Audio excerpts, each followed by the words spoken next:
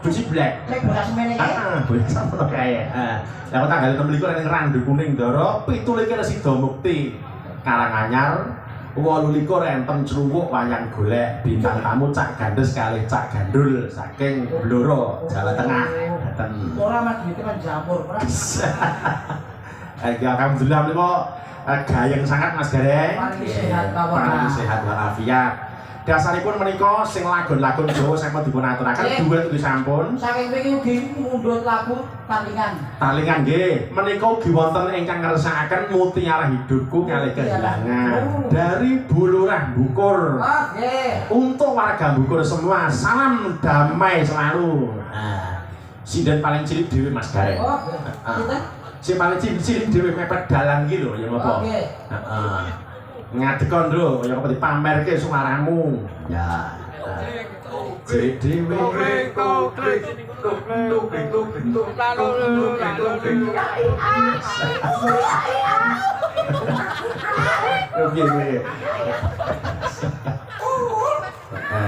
Lajeng dalu Pak Dalang. Nggih, sing dalu. Asmanipun sinten menika? Heeh. Kula namine Dini. Kelas pinten? Kelas Kale SMA. Oh, kali SMA. Sekolahipun wonten pundi? SMA Negeri 1 Bodo. Oh, Mriki, Mas. ini. Namanya Dini. Heeh. Nama panjangnya Dini Heri. Ngedan. Ya mriki dipun pilih lagunipun antara Mutiara Hidupku kalih Kehilangan. Nah, Kehilangan riyen nggih. Kehilangan riyen. Nah, ya ngopo diaturake.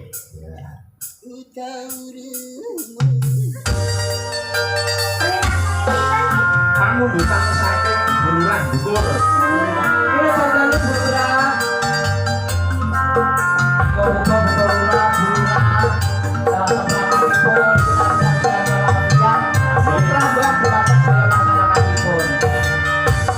Kalau sudah biasa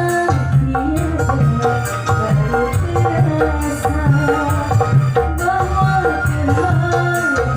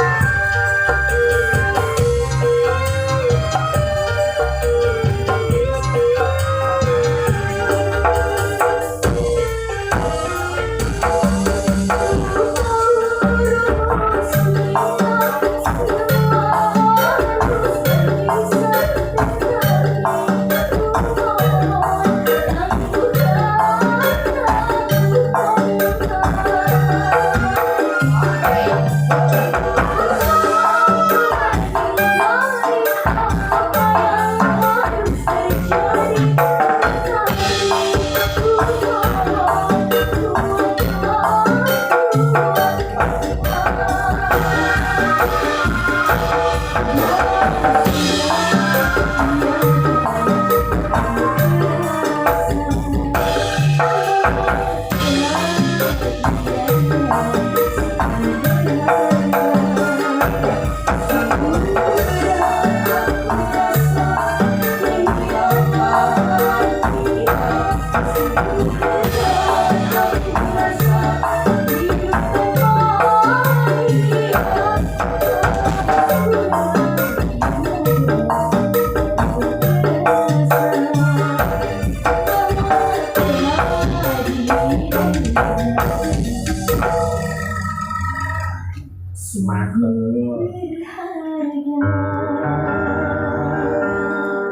Sip. Disingkat ya, Dok? Nggih, disingkat. Napa ya? Kalau mau mutiara hidupku. Nah. Bisa. Ya wis disingkat mau sing tarling ngono Mas. Ah, kalian kenapa? Pak Rahim mau Kapan? sama? Kapan maning? Kok dia tahu terong soke dia kok. Pemilihan. Tali mau apa? Napa, Pak? Ora duweni. Orang Duweni.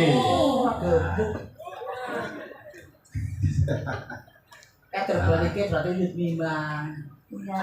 Ya, diatur lagi.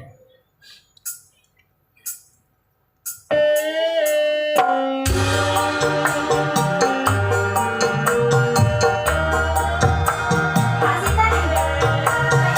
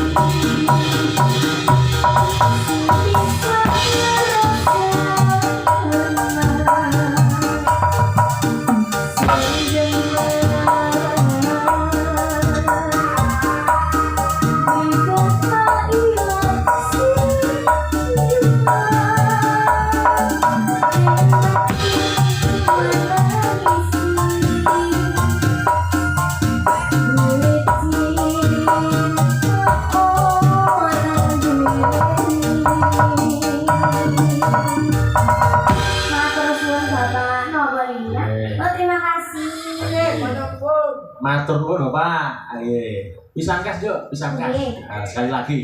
Apa nih? Monggo. Oh, ditawarin lagi. Apa nggak lagunya ibu-ibu? Bapak-bapak, lagunya apa? Pada tarling, dangdut.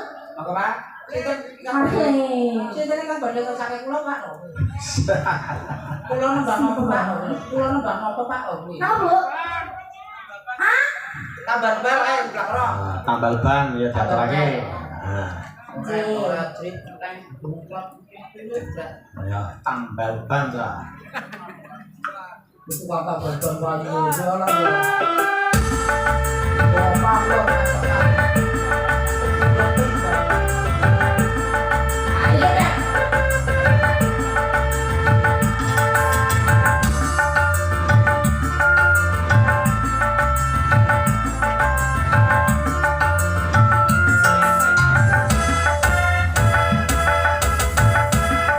Aku ini tukang tambal ban, urine sadalan-dalan, golek mangan duit sing halal, penting cukup kanggo sandal amal.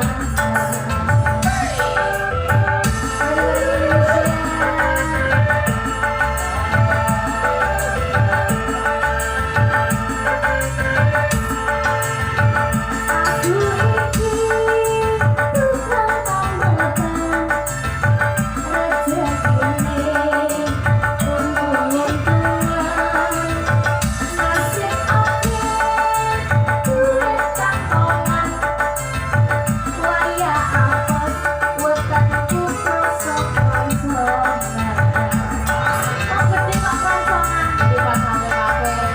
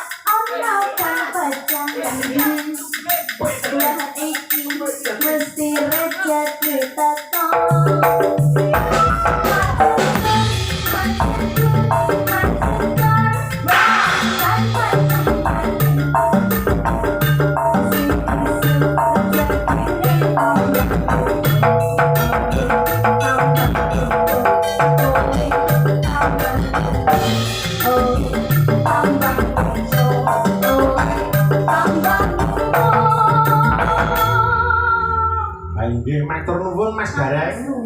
Arah ning menika wanci sampun dalu dasaripun lampanipun menika ugi panjang nggih Mas. Menika lagon ingkang dereng dipun pinangkani mangke dipun aturaken wonten gara-gara ingkang umber wekdalipun. Ayo padha sowan ngaye wajib kripik gedang kripik telo sithik edang watara ya Swandara. Ayo Swandara Mas. Kandanyo kaya sakarakadung kawor lan kembang-kembang menara konges-kesmu arum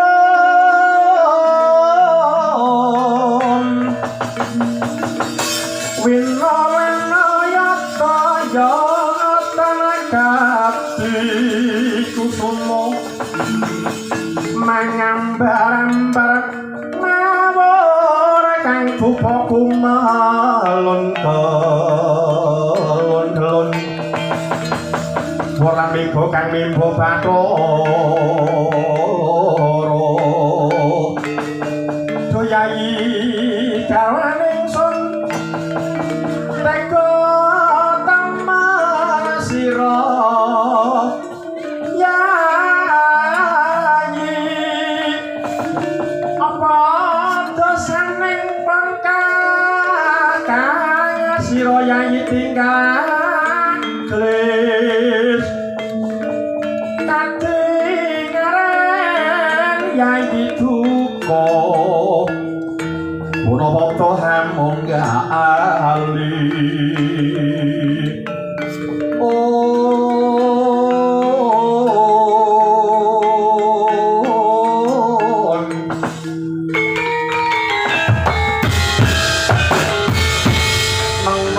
ganteng kang kinocakmo lampir sang patih harya sing kuning awis sangganing prasata kula bekamblat Barbindra ping jala diwasan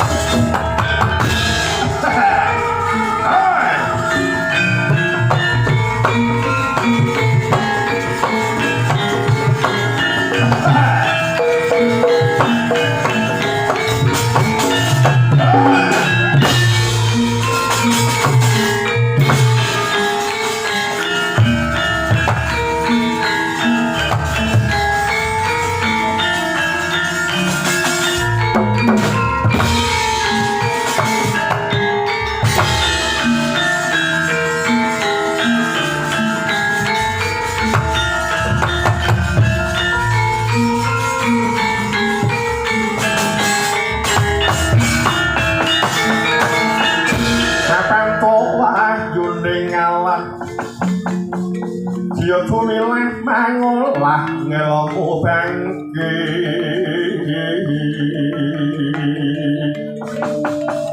bangkit mikatreh mayukut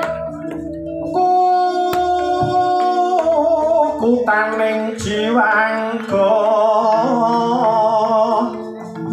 kang mangkono kana sinebut wong sepuh lire sepuh sepi hawa awas loro ning ngatungke dalah. Kanjeng Hyang kepareng ingkang wayah pun Dursala nyadeng dawuh. Menapa to darmanipun dene kalenggan dinten samangke jengandika Kanjeng Hyang Patih Harya Sengkuni. Nimbali swanira ingkang wayah pun Dursala lho. Kinten-kinten menawa dinten samangke sampun wonten ide palilaing para pepunden ngengingi tumrap benjang menapa kula dipun tampi anggen kula kepengin ngabdi wonten ngarsaning para pepunden Sata Kurawa. Awit wonten sambung rapotipun kaliyan jangkaning Kodrat Prang Suci Bratayuda Jaya Binangun kinten-kinten kula dipun paringi dipanilah supados jumeneng senopati menapa mboten Hyang. Nggih Dursala ya nggih. Dina samengko gegayuhanmu bakal kelakon ning tak jaluk aja daya-daya. Lerem sawetara nyebar godhong karo sabal sawetara nyebar godhong kawis sabal sawetawis. Sebab itu dina iki wakmu gedhe negara Ngastina Sinuwun Prabu Jaka Pitara isih nandhang Sungkawa. Kawruhana ya nggih. Dina iki nom-noman Pandhawa kang dipandhegani dening Gatotkaca mandri gendera Candrageni ana ing Tegal Kurusetra. Kamangka gendera Candrageni ku werdine gendera perang. Yen sinawang saka negara Ngastina kumlebeting gendera kaya-kaya Gatotkaca nyengkake dumadining Bratayuda Jaya Binangun. Lakon durung paja-paja entuk dalan madhang negara Ngastina nampa nawala saka Satrandra Siwa Geni Bambang Wisanggeni. Dene surasaning tulis Bambang Wisanggeni gugat kepengin njaluk baline negara Ngastina. Upama kelakon tenan negara Ngastina iki bali menyang para Pandhawa, banjur nasibe Kurawa iki kepiye nggih? Ing mangka sliramu wis ngerti dhewe kuwi wis ngerti dhewe lan mangka Kurawa kuwi cacahe 100, Pandhawa kuwi cacahe mung 5. Mula tumrap lakon iki dadi penggaliyane Sinuwun Prabu Jaka Pitana. Nanging ngene ya nggih. Tibane padha tekane nggon delalah wektu dina iki negara Ngastina nampa sawange pendeta pertapan Glagah Wangi Sang Begawan Manik Maninten kang duweni sedya kepengin bebantu marang botle-poting para Sata Kurawa kuwi kaya mangkono nggih Dursala. Mula kalodhangan wektu iki kudu mbok gunakake kanthi belen becik. Mula dina iki ketokno dharma bektimu karben kowe entuk pangalembana. Sawise kowe entuk pangalembana utawa entuk jeneng, ora suwe maneh bakal entuk kelungguhan minangka dadi senopati Prang Suci Bratayuda Jaya Binangun kuwi kaya mangkono. Mula dina iki singkirna Gatotkaca lan nom-noman ngamarta ingkang mandri gendera perang gladhen yudha Tegal Kurusetra kuwi mangkono nggih Dursala. Ya dalah Hyang. Selak dereng kinanten sisik mbok bilih kelampahan. Sinaos wekdal dinten samangke kula sagah nyirnakaken para kajungipun Pandhawa Gatotkaca kaliyan Bambang Wisanggeni nanging kula nyuwun dipun kanteni pepunden kula para Sata Kurawa. Kula nyuwun dipun pangestoni para Sata Kurawa ing pamrih supados ngrencangi kula anggen kula badhe wibaraken barisan saking negari Ngamarta.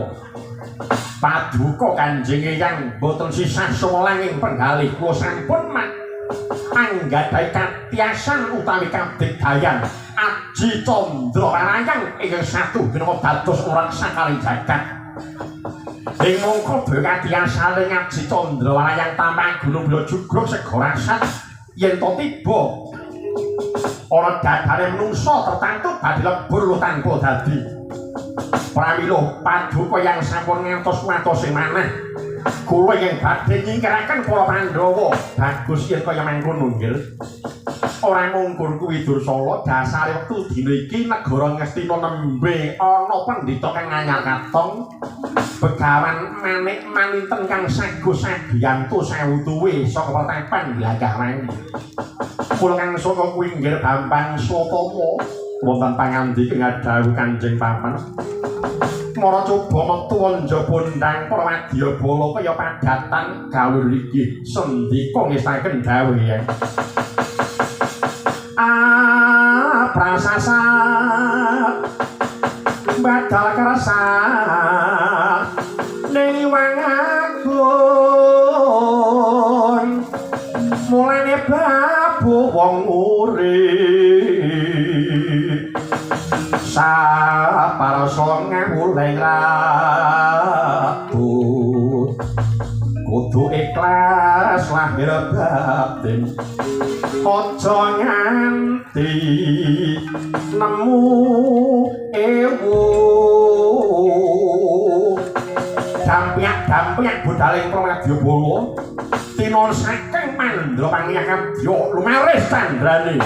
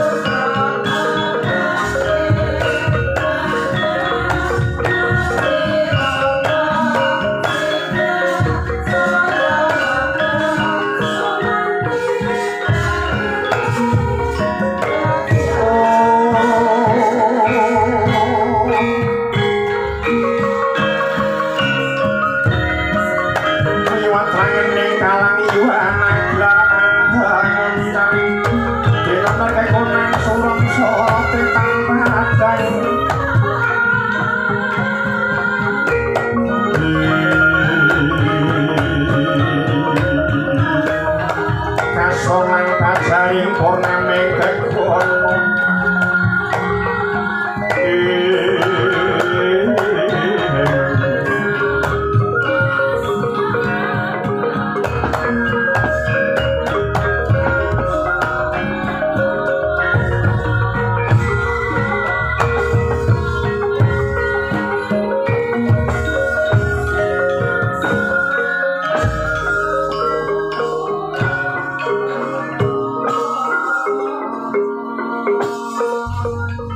ulang-ulang ramiwaning kang driya